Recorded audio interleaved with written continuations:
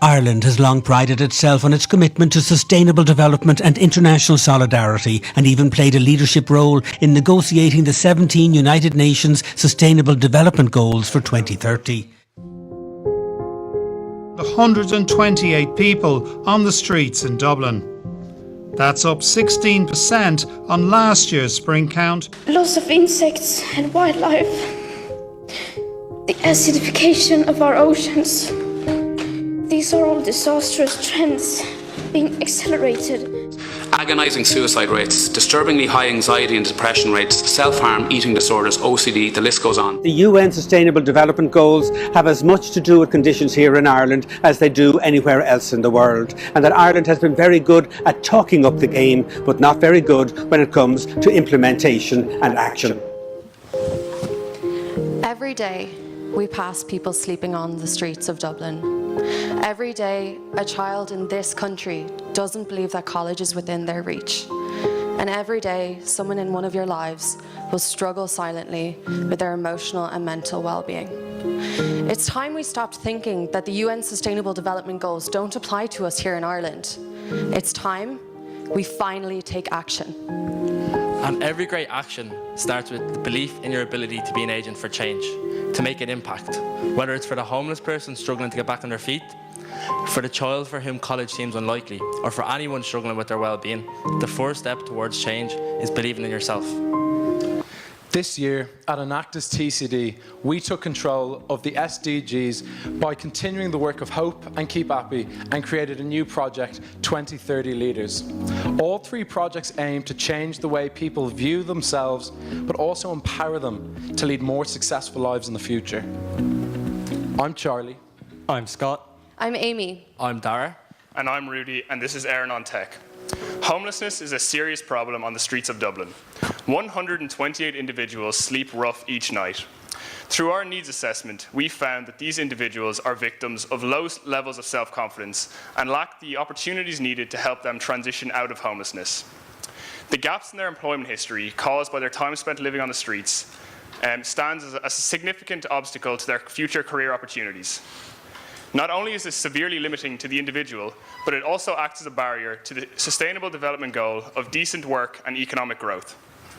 This is why we created Hope, a project where 4 homeless football coaches from the Dublin Simon community came onto our campus each week to lead teams made up of Trinity students.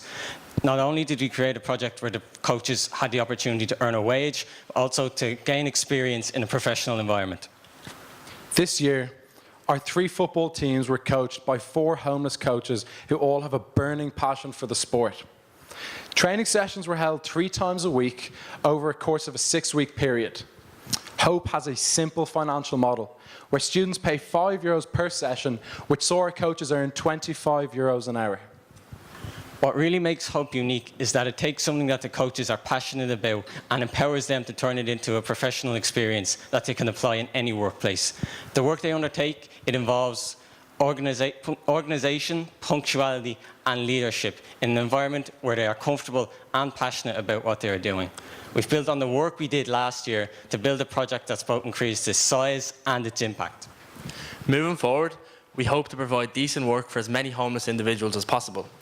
We're also in the process of scaling this project in partnership with corporate organisations as a mechanism for employees to engage in healthy pursuits while also giving back to the community. Additionally, we are in talks with Trinity Services to work alongside the coaches we bring to our programme. We want to equip them with CV and employability skills to capitalise on the experience that they've gained by working with us. Hope has empowered 4 homeless individuals with the skills and confidence needed to become agents for change in their own lives, while also tackling important SDGs. TCD Enactus has also spent the past year working to empower people all over the world by putting wellness in their pockets with our well-being app, KeePappy. The KeePappy story begins just a few short years ago, when the world grew incredibly dark. As I stood alone on the bridge beside my house, counting the cars that passed under me, waiting for one big enough to kill me. Yes, you heard right. I tried to kill myself, but thanks to my adorable dog Aura, I didn't. And in the months after, as I got the help I so desperately needed, I started to realize that I wasn't alone. And more than that, nobody is powerless in the face of mental illness. The World Health Organization estimates that by 2030, mental unwellness will be the leading cause of chronic illness worldwide. Through our needs assessment, we found 3 major issues. 1, a lack of knowledge. 2, a lack of access. And 3, a lack of urgency in finding a solution before 2030. This year, we transformed KeePappy, using my experience with mental unwellness to put the user at the heart of this product, transforming it into the most comprehensive, empowering, and accessible wellness app ever to be created. To achieve our mission of putting wellness in people's pockets everywhere, we create a wellness app with 10 features. These features work through 3 primary mechanisms to help users. 1 is mental unwellness prevention. 2 is reinforcing positive behaviours, and the final one is access to emergency care. What really is the unique selling point of KeePappy is the gamification aspect.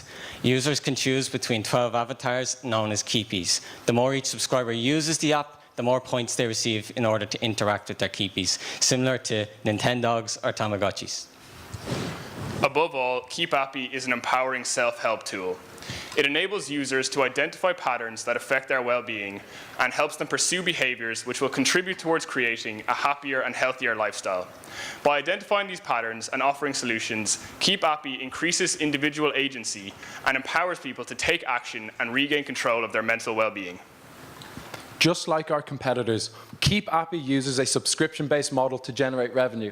However, we are dedicated to making a positive social impact. Because of this, we have adopted a one-for-one business model. This essentially means that for every membership that a user subscribes to, we'll provide a lifetime membership free of charge to someone in need, chosen by one of the helplines we are working with. Over the past year, KeePappy has already had several proven successes, including winning the Global Social Innovation Challenge in San Diego and placing as a top 3 health startup in Ireland by Zurich Insurance. Additionally, we have recently just confirmed a €250,000 investment from a private investor, of which we've received 8,000. And additionally, we have been able to employ and train 11 different individuals over the course of the past year. Finally, we've just completed our 6-week beta with over 250 active participants, which concluded with a 52% retention, which is 3% higher than the international average. We wish we could give everyone a dog, but we can't. So instead, we're going to give them KeePappy, the app that puts wellness in people's pockets everywhere. As KeePappy and Hope have shown, there's a real urgency to find solutions to the problems that we're facing in Ireland today. If we want to achieve these ambitious goals by 2030, we need to look to the youth. So this is why we created 2030 Leaders, a programme that aims to turn today's youth into tomorrow's leaders. Through our needs assessment, we found 2 major issues. 1, a serious discrepancy in college attendance rates across Dublin, and 2, a real lack of knowledge amongst young people about what the SDGs are. If you were to take this room as a representation of Dublin, and we split it in half, on this side of the room, almost all of you, 99%, would get to go to college just because you happen to live in Dublin 6. Congratulations. On this side of the room, however, you're not so lucky, and you live in Dublin 24, where I live, where only 29% of people progress on to 3rd level education. At Enactus TCD, we saw the need for a project that tackles this disparity in college progression, but also the need for one which teaches young people about the SDGs. 2030 Leaders is a project that empowers disadvantaged youth through a programme of training on the UN Sustainable Development Goals and leadership skills. The leaders then apply these skills when teaching younger students, known as learners, about the SDGs in an accessible and fun way. We began our pilot programme with our partners Citywise Education in Tala, which ran over a course of 7 weeks. Initially, there were 13 leaders involved, learning skills such as public speaking, planning and youth work, whilst also learning about the SDGs.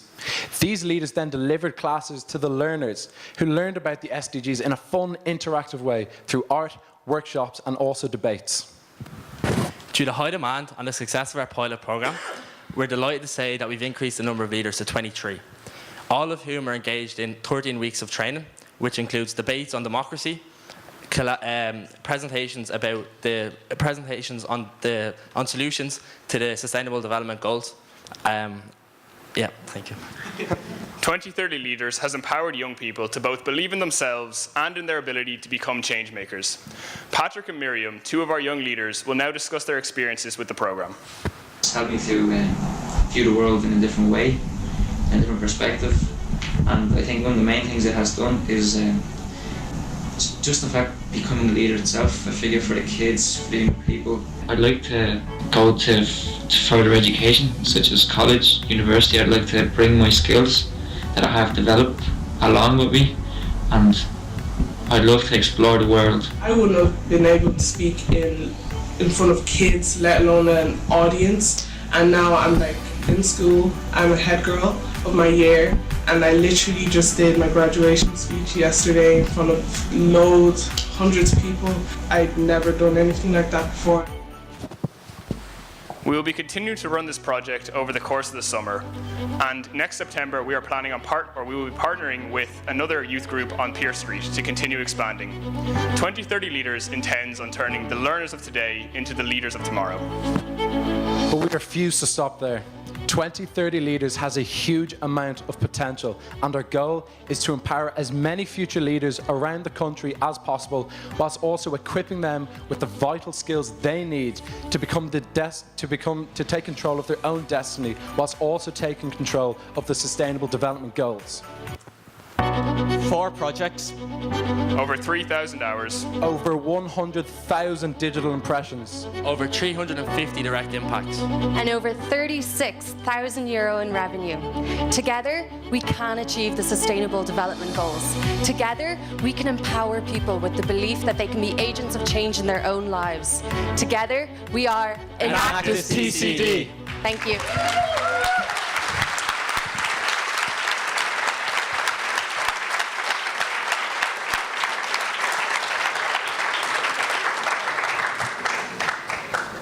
We will now begin the question and answer period. Thanks. I'm sure the investor asked all the difficult questions about KeePappy, but is there any evidence-based clinical science behind it? Absolutely. So there's actually more evidence behind the tools that we implement on our app than behind meditation. If you know the research conducted by Jigsaw and UCD, it proves that the apps or the features that we're implementing are far more effective for maintenance and prevention than tools like meditation. Additionally, we have a clinical psychologist with over 20 years experience in Tala Hospital as our primary advisor on this app, and she enforces absolute legitimacy at every aspect to our app. Just on the stay on KeePappy, who does the background administration and the keeping? Because obviously, very serious issues, I'm sure, come up through your users. Is this about data protection? No, in terms of if somebody right now is asking something really serious through the app, who within your team is managing that? Who's keeping it? Absolutely, absolutely. That's something that's very personal to me, especially. So we are not an emergency tool, and it's something that we're very proud of.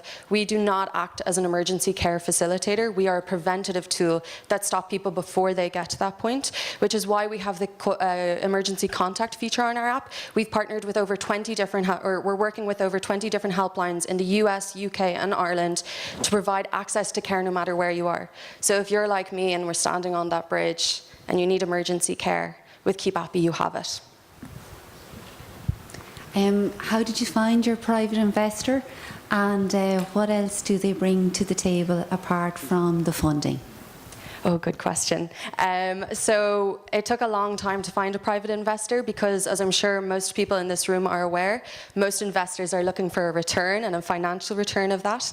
Within KeePappy, we specifically partner with social impact investors, of which you have the GIN, and there's actually a new social impact investing network in Ireland just set up over the past 6 months.